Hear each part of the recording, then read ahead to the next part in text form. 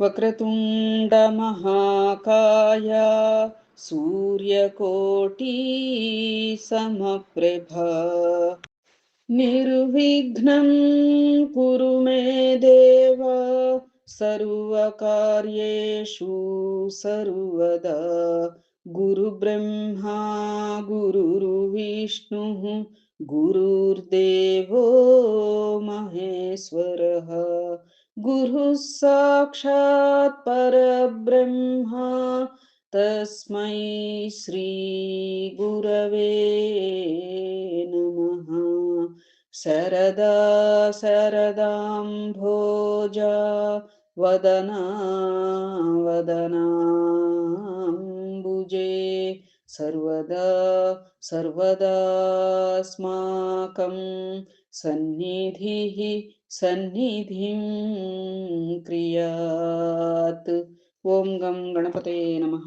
సద్గురవే నమః. శ్రీ మహాసరస్వత్యై నమః. ఓం గ్రాం దత్తాత్రేయాయ నమః.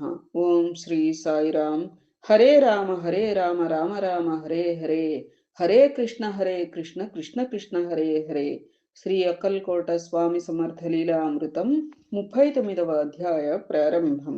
గురుదేవ, శ్రీ స్వామి సమర్థులు అనేక మందికి వారి వారి సాధనలలోని లోపాలను తొలగించి గురువులకే గురువైనారని చెప్పుకుంటారు కదా.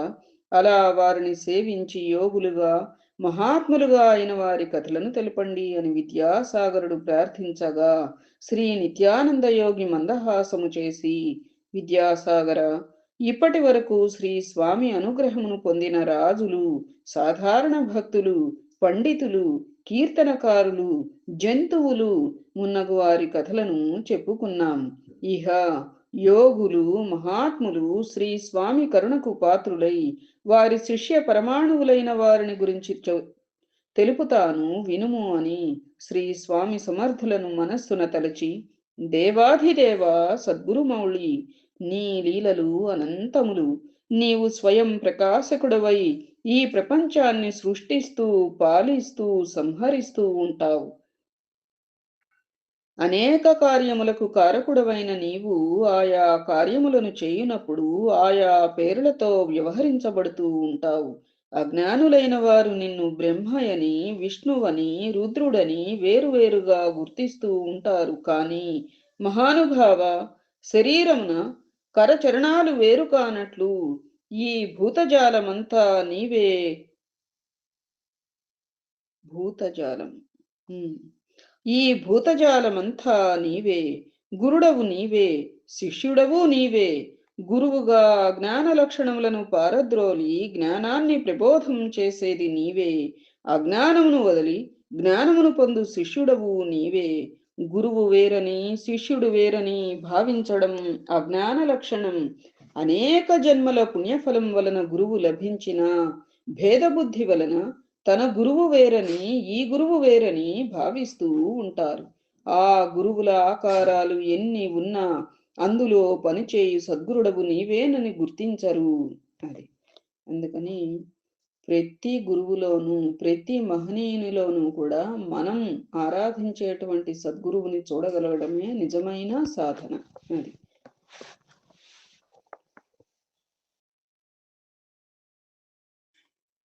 కర్మతంత్రం పట్ల అభిమానం కలవారు అఖిలాండేశ్వరుడవైన నీ తత్వాన్ని గ్రహించలేరు. నిష్కాములైన వారు మాత్రమే నిన్నాశ్రయించి నీ పాదములను అర్చించి సేవించి నీ నిజతత్వాన్ని అవగతం చేసుకోగలుగుతారు. పంచభూతాత్మకమైన జీవిలాగా కనిపించడమే నీ మాయా విలాసం. మమ్ములను ఉద్ధరించడానికే జననము మరణము లేని నీవు ఈ మానుష శరీరాన్ని ధరించినావు. అది పంచభూతాత్మకమైన జీవిలాగా అంటే మామూలు మానవ దేహం ధరించినటువంటి దేహధారిలాగా వాళ్ళు కనపడుతూ ఉంటారు. కానీ పూర్తిగా వాళ్ళు పరమాత్ములు అనేటువంటి అంశం ఎవరు గ్రహించగలరు? అందుకు తగినటువంటి సాధన పరంగా పూర్ణులైన వారే మహనీయులని గుర్తించగలరు. లేదంటే అదిగో పిచ్చివాడనో ఇంకోటనో అనుకుంటూ అట్లా ఉంటారు. అయితే సమయం వచ్చినప్పుడు కూడా వాళ్ళు మహనీయులు ప్రకటితం అవ్వాలి అనేటువంటి సంకల్పం వారికి కలిగినప్పుడు కూడా అందరూ వారి మహత్వాన్ని గుర్తించేటట్లుగా వాళ్ళు ప్రవర్తించగలరు అప్పటి నుండి కదా. అది ఓ దత్తావతార సచ్చిదానంద స్వరూప సద్గురుదేవ శ్రీ స్వామి సమర్థ, మమ్ము కరుణించి నీ తత్వమును, నీ లీలలోని మర్మాన్ని స్ఫురణకు తెచ్చి అనుగ్రహింపుము అని కన్నులు మూసుకుని శ్రీ స్వామిని ప్రార్థించగా శ్రీ స్వామి సమర్థులు అఖండమైన తమ దివ్య స్వరూపాన్ని దర్శింపజేసి ఆశీర్వదించారు. ఇప్పుడు చూడండి, అక్కడ హేమాడ్ పంత్ కనుక హేమాడ్ పంత్తో సద్గురు ఏమన్నారు? నా లీలలను నేనే వ్రాసుకుని భక్తులకు తెలియచేయాలి అని చెప్పి. అంటే ఏమిటి? వాళ్ళని ఒక కారణంగా తీసుకుంటారమ్మా మధ్యలో. పూర్తిగా అన్ని ఆ కార్యాలను నెరవేర్చేది పరోక్షంగా సద్గురువే. అదే విధంగా ఇక్కడ కూడా ఈ నిత్యానందుల వారు ఆ స్వామిని స్మరించి వారిని, వారి లీలలను వారిని స్ఫురింపచేయమని చెప్పి అడిగినాక వారు స్ఫురింపచేస్తూ ఉంటే వారు విద్యాసాగరుడికి చెప్తున్నారు అంటే పరోక్షంగా తన లీలలని తానే తెలియచేస్తున్నారు. ఒక ప్రామాణికంగా ఆ యొక్క నిత్యానందుల వారిని మధ్యలో ఉంచి. అర్థమవుతోందమ్మా? అట్లా శ్రీ స్వామిని అనుగ్రహించిన దర్శనములో వారిచే అనుగ్రహింపబడిన యోగులందరితో సహా కనిపించిరి. అది ఎందుకంటే ఇందాక చెప్పారు కదా, ఇహ యోగులను గురించి తెలుసుకుందాము, స్వామివారిని ఆరాధించి పూర్ణత నొందినటువంటి యోగులను గురించి తెలుసుకుందామని అన్నారు కదా. ఆ రీతిగా ఎప్పుడైతే అలాంటి యోగుల చరిత్రలను కాస్త స్ఫురింపచేయి స్వామి అనగానే ఆ స్వామివారితో పాటు ఆ తరించినటువంటి యోగులు కూడా దర్శనమిచ్చారుట అమ్మా. చూడండి, శ్రీ నిత్యానందుడు విశ్వరూపము వంటి ఆ దృశ్యమును, దానిలోని విశేషములను మననం చేస్తూ చాలాసేపు ఉండిపోయారు. విద్యాసాగరుడు నిత్యానందుని ముఖ వర్చస్సులో మారుతున్న కళలను చూచి వారికి శ్రీ స్వామి దర్శనమైనదని గ్రహించెను. గురువుగారి మొహంలో మరి ఆ యొక్క దైవికమైనటువంటి కళలు మారుతూ ఉండటం గ్రహించేసి, ఇప్పుడు మనం ధ్యానంలో ఉన్నామనుకోండి, ఒక దశకి వచ్చామని అవతలి వారు గ్రహించగలుగుతున్నారు అంటే వారు కూడా ఎంతో గొప్పవాళ్ళమ్మ. అట్లాగే ఈ విద్యాసాగరుడు నిత్యానందుని ముఖవర్చస్సులో మారుతున్న కళలను చూసి గ్రహించేశారుట. ఏమని? వారికి శ్రీ స్వామి సమర్థుల వారి దర్శనం అయినది అని చెప్పి గ్రహించాడనమాట. విద్యాసాగరుడు గ్రహించి ఏమన్నారుట? తిరిగి కొంత సమయం గడిచాక నిత్యానందులు తమలో తాము మందహాసం చేయుచుండగా శ్రీ స్వామి గురుదేవా అని చేతులు జోడించెను. నిత్యానందుడు ఆ పిలుపు విని కన్నులు తెరిచి వాని వైపు చూచి శ్రీ స్వామివారి లీలను ఇంకను వినాలనే కుతూహలం అతనిలో గమనించి, వత్స, శ్రీ స్వామిచే అనుగ్రహింపబడిన మహాత్ములు యోగులు అనేకులు గలరు. వారు చూపిన లీలలు అనుగ్రహములను చెప్పుకుంటే ఒక్కొక్కరిది ఒక్కొక్క మహోన్నత గ్రంథమవుతుంది. అందువలన లఘువుగా వారందరి విషయములను తెలుపుతాను, గ్రహించుము. అంటే కొంచెం కొంచెంగా తెలుపుతాను, గ్రహించు అని.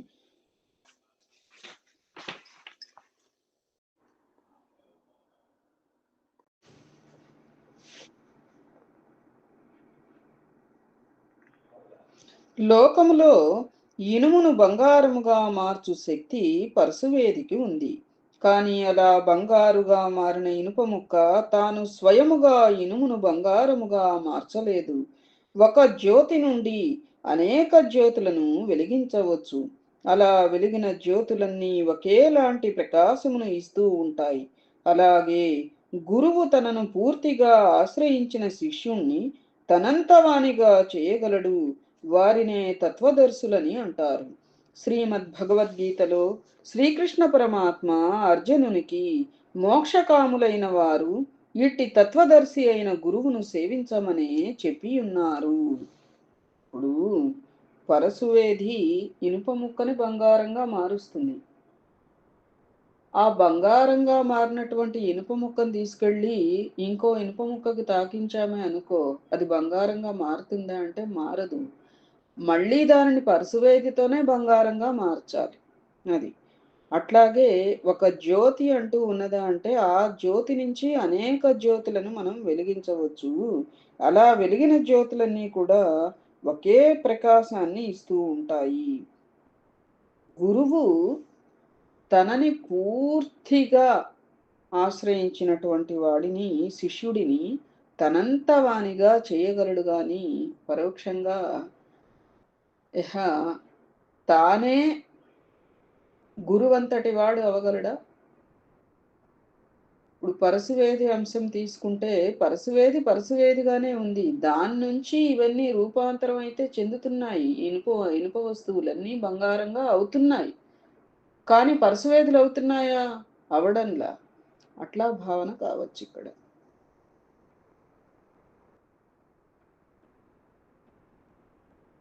గురు శిష్యులు అభేదం కదా అని చెప్పి మరి ఇందాక వచ్చింది కదా.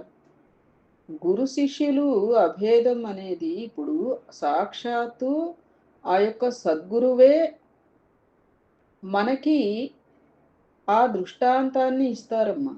అంతేగాని నువ్వు నేను ఒకటేలే అని మనం అనుకుంటే కాదక్కడ.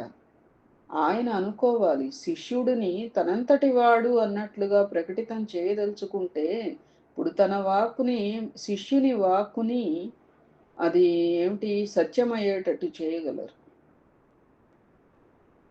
శిష్యుడి సంకల్పం, తన సంకల్పం ఒకటే అన్నట్లుగా అదంతా కూడా ఆ గురువుతో సంబంధించి ఉంటుంది తప్ప, నువ్వు నేను ఒకటేలే అనే భావన శిష్యునికి ఉండకూడదు కావచ్చు.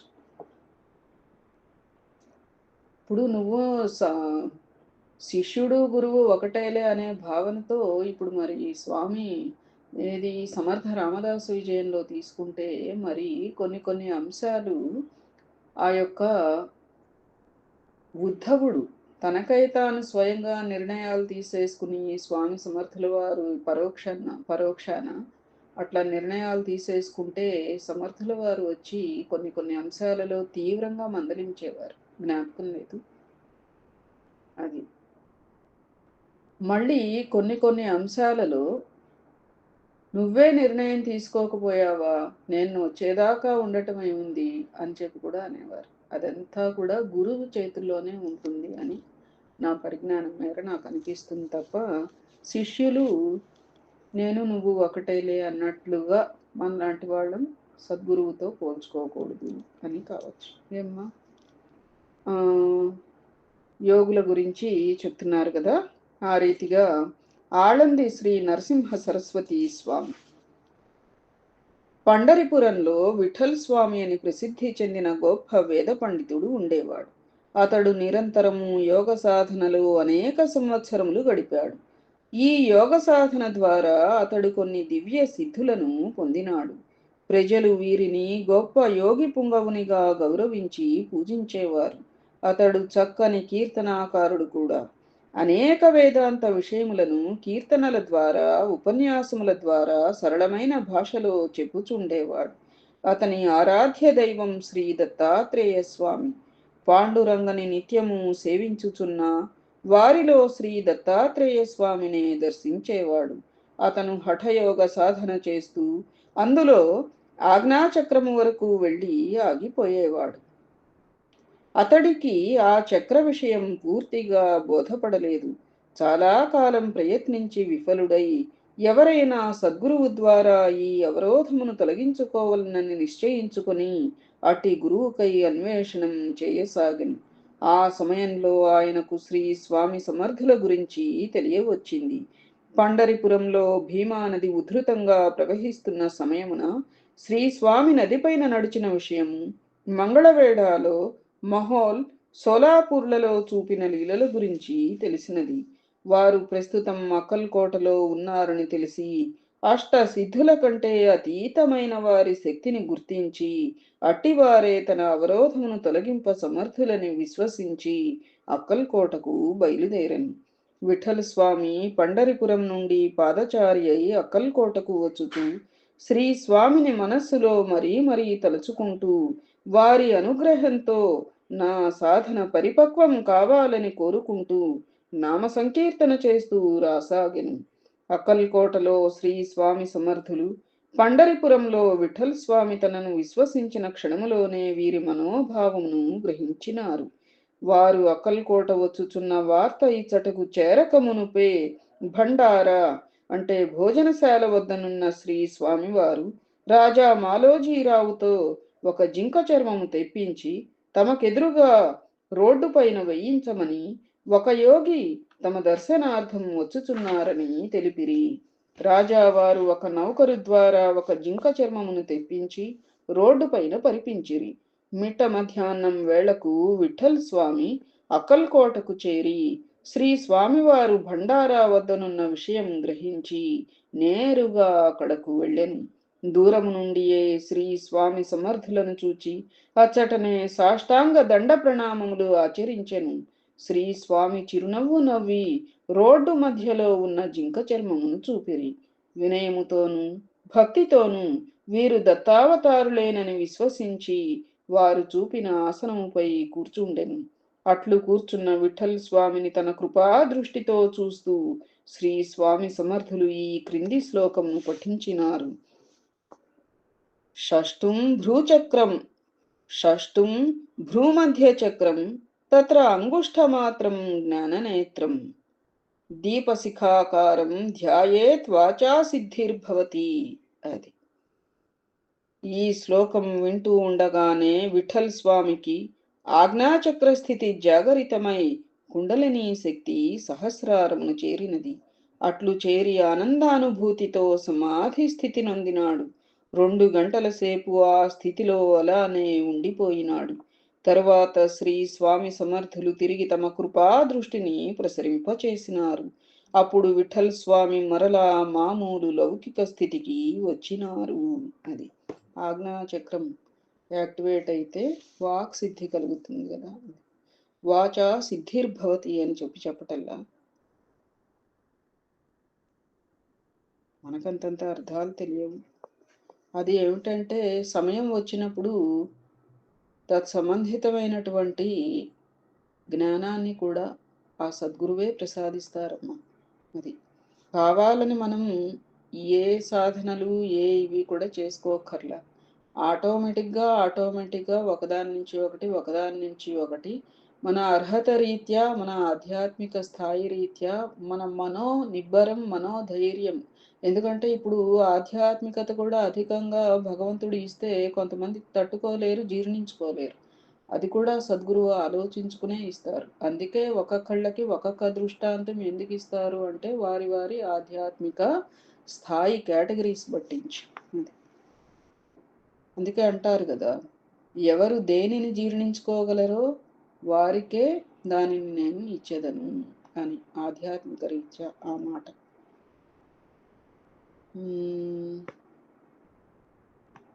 శ్రీ స్వామివారు విఠల్ స్వామిని సంత్ శిరోమణి శ్రీ జ్ఞానేశ్వర మహారాజు జీవ సమాధి ఉన్న ఆళంది పట్టణం చేరి అక్కడ నివసింపుమని ఆజ్ఞాపించిరి. తీర్థాలు క్షేత్రాలు చేస్తున్నాము, యాత్రలు చేస్తున్నాము అంటే మనకి తెలిసిన అర్థాల కంటే సద్గురువు కూడా కొన్ని యాత్రలకి తీర్థాలకి వెళ్ళమని శిష్యులని చెప్తూ ఉండేవారు. గురు చరిత్ర నుంచి కూడా ఇది మనం తెలుసుకుంటూనే ఉన్నాం కదా, గ్రంథాల రీత్యా. ఎందుకని అంటే ఆధ్యాత్మిక ప్రగతి కూడా కొన్ని సూక్ష్మాంశాల ద్వారా మనకి ఆయన అనుగ్రహించడానికి అన్నట్లుగా కొన్ని స్థలాలకి పంపిస్తారు. కొంతమంది దగ్గరికి, కొన్ని ప్రదేశాలకి, కొన్ని యాత్రలకి. అలా అర్థమైందా మన భావన? శ్రీ నరసింహ సరస్వతి అనే దీక్షానామంతో సన్యాస దీక్ష తీసుకొని ఆళంది గ్రామం చేరిరి. అది పరమ పవిత్రమైన క్షేత్రమని, తన ఆధ్యాత్మిక జీవితమునకు అనువుగా ఉండునని తలంచి శ్రీ స్వామివారి ఆజ్ఞతో శాశ్వత నివాసం ఏర్పరచుకోవాలని వచ్చిరి. కాని వారు ఆ ప్రదేశంలో చేరునాటికి ఉన్న వాతావరణమును చూచి చాలా నిరుత్సాహపడిరి. పూర్వం అచ్చటి బ్రాహ్మణులు వేద పఠనము, ప్రస్థానత్రయము, సంత్ జ్ఞానేశ్వరుల వారి భగవద్గీత వ్యాఖ్యానం జ్ఞానేశ్వరిలను పూర్తిగా పఠించుచు ఆచారవంతులై జీవించేవారు. కానీ ఆ సమయంలో కలి ప్రభావంతో అనాచారపరులై వేదాధ్యయనము చేయక జ్ఞానేశ్వరిని ప్రస్థానత్రయమును వదిలివేసి అసభ్యకరమైన పనులకు లోనై ఉన్నారు. వారిలో పూర్తిగా నాస్తికత్వం ప్రబలిపోయింది. సాధు సంత్ శిరోమణి నివసించి జీవ సమాధి పొందిన ఆ గ్రామములో సాధు సంతులను గౌరవించువారు కరవైనారు. శ్రీ నరసింహ సరస్వతి అచ్చట పరిస్థితి అంతా గ్రహించి ఎంతో ఉదాసీనుడాయను. అది అలాంటి పరిస్థితులు మరి మార్చడానికే పంపించుంటారు స్వామివారు కదా. అది పరమ పవిత్రమైన ఆ స్థానమునకు తిరిగి పూర్వపు వైభవమును పవిత్రతను ఎలాగైనా కలిగించాలని మనస్సులో దృఢమైన సంకల్పం అది శ్రీ నరసింహ సరస్వతికి ఏర్పడినది. ఆయన కనుల ముందు వెళ్ళి అహ ఆయన కనుల ముందు వెళ్ళి ఆళందిలో నివాసం ఏర్పరచుకోని ఆశీర్వదించిన శ్రీ స్వామి సమర్థులు దర్శనమిచ్చినారు. అప్పుడు నరసింహ సరస్వతికి శ్రీ స్వామి ఆళంది వెళ్ళమన్న మాటలకు అర్థం తెలిసింది. అది మళ్ళీ కూడా ఆ ప్రాంతాన్ని ఈ మహనీయుని ద్వారా అక్కడ పరిస్థితులు మార్చాలి. మళ్ళీ ఆ నాస్తికత్వం అంతా అక్కడ పారద్రోలాలి. గత వైభవాన్ని ఆ గ్రామానికి, ఆళంది గ్రామానికి తీసుకురావాలి అనేటువంటి దృక్పథంతో శ్రీ స్వామి సమర్థుల వారు ఈ నరసింహ సరస్వతి స్వామి వారిని ఆళందికి పంపడంలో గల ఆంతర్యం. ఆ కార్యక్రమము నిర్వర్తించుటకై జనులను ఆకర్షించి మంచి మార్గంలో పెట్టుటకు గాను మొట్టమొదట ఆ బ్రాహ్మణులందరినీ పిలిచి తన దివ్య శక్తితో వారికి షడ్రసోపేతమైన విందును ఇచ్చారు. బ్రాహ్మణో భోజన ప్రియ అని. దానికి చాలా ఆనందపారవస్యులైన ఆ బ్రాహ్మణులు వారి దివ్యశక్తికి ఆకర్షితులై వారి యందు సదభిప్రాయమును ఏర్పరచుకునేది. భోజనానంతరం శ్రీ నరసింహ సరస్వతి వారందరినీ సమావేశపరిచి, ఆర్యులారా, ఇది అతి పవిత్రమైన క్షేత్రం. ఇప్పుడు వాళ్ళకి షడ్రసోపేతమైనటువంటి విందును ఎలా ఏర్పరిచారు? తన దివ్య శక్తితో ఏర్పరిచారు. అంటే అక్కడ ఆ బ్రాహ్మణులకి ఈయన సామాన్యుడు కాదు అనేటువంటి భయభక్తి ముందర ఏర్పడాలి కదా. ఇప్పుడు వారినే ఎందుకు ఎంచుకున్నారు అది కూడా ఆలోచించాలి. ఆ తెగవారినే ఎందుకు ఎంచుకున్నారు ఇక్కడ అంటే, ఇప్పుడు ఆళంది నగరంలో అక్కడ ముందర కొన్ని కొన్ని మంచి పనులు కొంతమంది అంటూ ఆచరించడం మొదలు పెడితే ఎక్కడైనా సరే వ్యవస్థ రీత్యా మిగతా అందరూ కూడా అనుసరిస్తారు. అదొకటి ఉంటుంది, సూక్ష్మాంశం అన్నమాట. అట్లా అట్లాగే దానికి చాలా ఆనంద ఇది చెప్పేశారు. భోజనానంతరం శ్రీ నరసింహ సరస్వతి వారందరినీ సమావేశపరిచి, ఆర్యులారా, ఇది అతి పవిత్రమైన క్షేత్రం. శ్రీ కృష్ణావతారులైన శ్రీ జ్ఞానేశ్వర మహారాజు జీవించి జీవ సమాధి పొందిన ప్రదేశం. మీ పూర్వీకులు శ్రోత్రియ బ్రహ్మనిష్ఠులై వారిని సేవించి ప్రఖ్యాతి నొందినారు. అటువంటి వారికి వారసులైన మీరు అనాచారవంతులై జీవించడం తగదు. మీరు ప్రతి నిత్యము ఇటువంటి విందు పొందాలి అని అనుకుంటే నిత్యం శ్రీ జ్ఞానేశ్వరి ప్రస్థానత్రయము వేదమంత్రములను వల్లెవేయవలెను అని వారందరికీ హితబోధ చేసి ఆశ చూపెను. అది క్రమక్రమంగా వారందరూ ఆ విందు భోజనములకై స్వామి చెప్పినట్లు చేయసాగారు. శ్రీ నరసింహ సరస్వతి వారితో నామ సంకీర్తనలు, అఖండ నామ జపయజ్ఞములు చేయించసాగిరి. అంతేకాదు చక్కగా చేసిన వారికి అనేకమైన ఆకర్షణీయమైన వస్తువులను తమ యోగ శక్తితో సృష్టించి ఇయ్యసాగిరి. అది లౌకికంలో ఉంటున్నప్పుడు కొన్ని కొన్ని లౌకికంగానే కూడా ఆలోచించి అవతలి వారిని మార్గంలోనికి, అంటే అనుకున్న లక్ష్యానికి తగిన మార్గంలోనికి లాక్కురావాలి. కాబట్టి అట్లా వారు ప్రణాళిక వేసుకున్నారు. ఈ విధముగా ఆకర్షితులైన గ్రామంలోని బ్రాహ్మణులు మొట్టమొదట శ్రీ నరసింహ సరస్వతి స్వామి వారి సంతృప్తి కోసం మాత్రమే పవిత్ర గ్రంథ పఠనం, వేదమంత్రములను వల్లించుట, నామ సంకీర్తనములు చేసినప్పటికీ శ్రీ స్వామి సమర్థుల ఆశీర్వచనం చేత, నరసింహ సరస్వతి సంకల్ప బలం చేత, పవిత్ర గ్రంథముల పఠనం చేత వారిలో క్రమక్రమంగా భక్తి బీజములు నాటుకొని సాంప్రదాయబద్ధులైరి. అది అక్కడ దృఢ సంకల్పం అంటూ మధ్యలో ఉన్నటువంటి నరసింహ సరస్వతి స్వామి వారికి ఉంది. ఆజ్ఞ ఎవరిదక్కడ? శ్రీ స్వామి సమర్థుల వారిది. కాబట్టి ఈ రెండు ఈ రెండిటి సాయిరాం స్వామి సమర్థుల ఆశీర్వచనం, నరసింహ సరస్వతి స్వామి వారి యొక్క సంకల్పం, ఈ రెండు మిళితం అవడం చేత అవతలి వారిలో ఏదో, ఇప్పుడు మనం అనుకోమమ్మా, ఇప్పుడు రోజు ఏదో రొటీన్గా, అందుకనే నీ దైనందిన జీవితాన్ని సక్రమంగా నడిపించు అంటారు.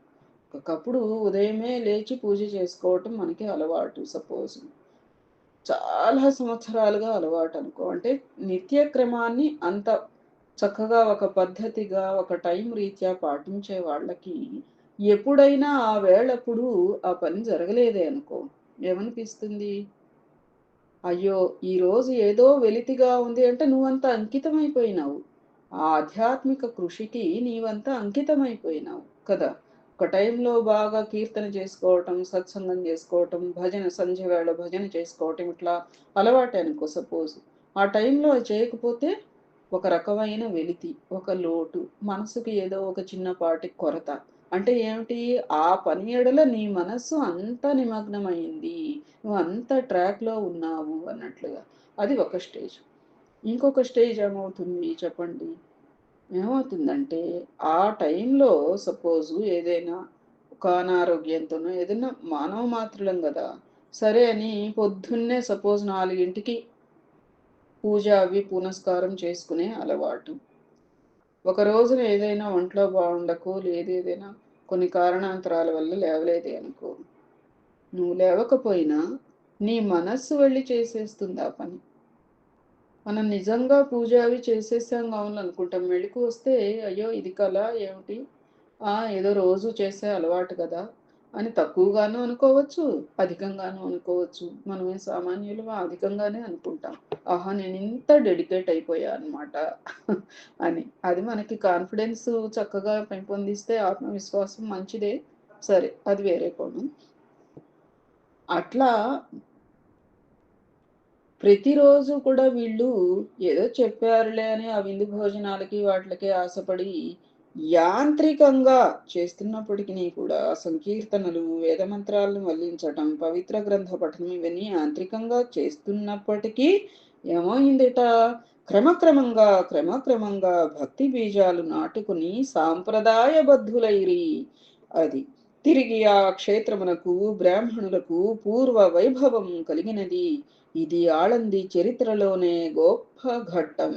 అది శ్రీ నరసింహ సరస్వతి కొంతకాలమునకు ఆళంది గ్రామమున అందరూ సనాతన ధర్మపరులైన తరువాత తిరిగి అక్కల్కోటకు శ్రీ స్వామి సమర్థుల దర్శనార్థం వెళ్ళిరి.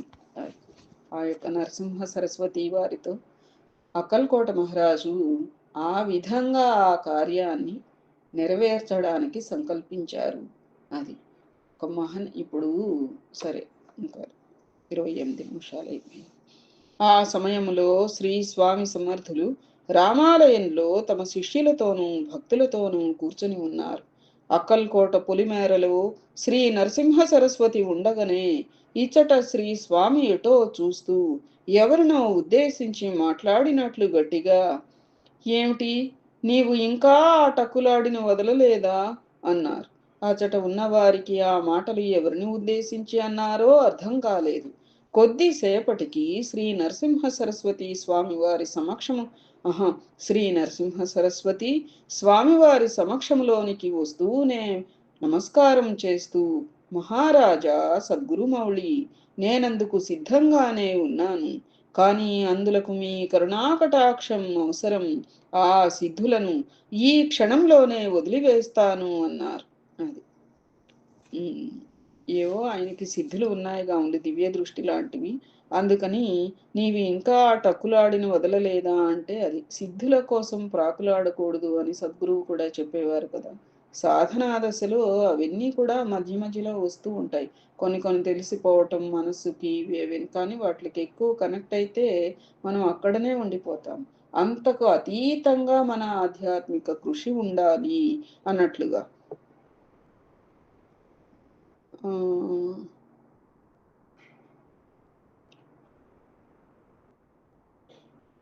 శ్రీ స్వామి చిరునవ్వు నవ్వి ఆశీర్వదించిరి. సేవకులతో నేల మీద ఒక పులి చర్మం పరచమని ఆజ్ఞాపించారు. శ్రీ నరసింహ సరస్వతిని దాని మీద ఆసీనులు కమ్మనిరి. శ్రీ నరసింహ సరస్వతి అచ్చట ఆసీనులై శ్రీ స్వామితో అనేక ఆధ్యాత్మిక చర్చలను చేసి తన సందేహములను తీర్చుకొనినారు.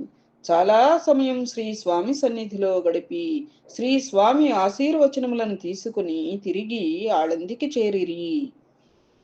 ఆళందిలో ప్రతిరోజు ఇంద్రాణీ నదిలో స్నానం చేసి అనుష్ఠానమును చేసుకొని మధ్యాహ్నం గ్రామములో భిక్ష చేసి నిరంతరం శ్రీ స్వామి నామజపంతో గడిపేవారు. వారు తీవ్రమైన సాధనతో సిద్ధులను ప్రదర్శించడం మాని మహోన్నతమైన శక్తిని పొంది గొప్ప యోగీశ్వరులైనారు. వారు వేదాంతపరమైన ఉపన్యాసం చేయువారు. అచ్చట ఎన్నియో ధర్మశాలలు కట్టించినారు. విరివిగా అన్నదానం చేసేవారు. వారిని సేవించి వారికి శిష్యులై ప్రసిద్ధి చెందిన వారు ఎందరో కలరు. అందులో మహర్షి అన్నా సాహెబ్ పట్వర్ధన్ ఒకరు. వారిని శ్రీ స్వామి సమర్థులే స్వయంగా నరసింహ సరస్వతిని సేవించుమని పంపిరి. కొంతమందిని సద్గురువు కూడా అక్కడ ఆయన ఎవరు ఉపాసనీ బాబా దగ్గరికి తానే పంపిస్తూ ఉండేవారు చూడండి. అట్లా అందులో మరియు శ్రీ మాధవనాథ్ మహారాజ్, శ్రీ పాలేకర్ మున్నగువారు కలరు. విద్యాసాగర ఒకనాడు ఆళందిలో శ్రీ నరసింహ సరస్వతి అర్జునుని అవతారంగా చెప్పుకునే సంఘటన జరిగింది. ఆళందిలో ప్రతి సంవత్సరం జ్ఞానేశ్వర మహారాజ్ వారి రథోత్సవం జరుగుతుంది. ఆ రథాన్ని శ్రీ నరసింహ సరస్వతులే తయారు చేయించారు. అయితే ఒకసారి రథోత్సవంలో ఆ రథం కదలలేదు. భక్తులందరూ ఎంత ప్రయత్నం చేసినా రథం కదలలేదు. ప్రజలు ఆందోళన చెందుతూ ఉండగా ఆ సమయంలో శ్రీ నరసింహ సరస్వతి ధ్యానంలో ఉన్నారు. ఆయన ఒక విషయం గ్రహించి, ఓ కృష్ణ, ఒక విషయం కాదు, ఈ విషయం, ఆయన ఈ విషయం గ్రహించి, ఓ కృష్ణ, ఒకప్పుడు నీవు నా రథం తోలావు, ఈనాడు నన్ను నీ రథం తోలమంటావా అని లేచి వచ్చి రథముపై కూర్చునగానే రథం సాగిపోయినది. అది ప్రజలు ఆనందోత్సాహాలతో వేడుక చేసుకున్నారు. జ్ఞానేశ్వర మహారాజ్ శ్రీకృష్ణుని అంశ అయితే శ్రీ నరసింహ సరస్వతి అర్జునుడి అవతారంగా గుర్తించి ప్రజలు సేవించసాగినారు. నరనారాయణులు ద్వాపర యుగంలో శ్రీకృష్ణార్జునులై అవతరించారని, వారే తిరిగి జ్ఞానేశ్వరుడిగా నరసింహ సరస్వతిగా ఈ యుగంలో అవతరించారని భక్తులు విశ్వసించేవారు. ఆళందిలో శ్రీ నరసింహ సరస్వతి 12 వత్సరములు జీవించి సమాధి పొందిరి. ఆళందిలో నేటికి శ్రీ నరసింహ సరస్వతి మఠం కలదు. వారి జీవ సమాధి కూడా అక్కడే ఉన్నది. వారికి నేటికిని అనేక మంది శిష్యులు కలరు. ప్రతి సంవత్సరం వారు శ్రీ నరసింహ సరస్వతి పుణ్యతిథిని అత్యంత వైభవముగా జరుపుచున్నారు. విద్యాసాగర, శ్రీ నరసింహ సరస్వతి అంత గొప్ప యోగిగా మలచబడుటకు శ్రీ స్వామి సమర్థుల కరుణాకటాక్షమే కారణం.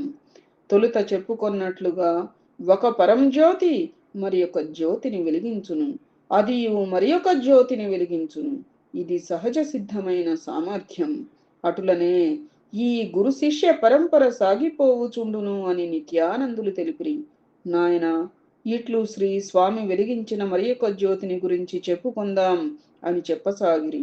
గోవింద గోపాల, రాధే నందలాల, రాధే నందలాల, రాధే నందలాల. ఇది విద్యాసాగర శ్రీ నిత్యానంద యోగి సంవాద రూపమున శ్రీ దత్తాత్రేయ సంప్రదాయ శిష్య పరంపరలోని శ్రీ శ్రీ శ్రీ స్వామి విఠలానంద సరస్వతి మహారాజ్, శ్రీ విఠల్ బాబాజీ విరచిత శ్రీ అక్కల్కోట స్వామి సమర్థ లీలామృతం 39వ అధ్యాయం సంపూర్ణం. ఏతత్ఫలం సర్వం సద్గురుచరణారవిందార్పణమస్తు. సద్గురవే నమః. శ్రీమాత్రే నమః. ఓం ద్రాం దత్తాత్రేయాయ నమః. శుభం భూయాత్.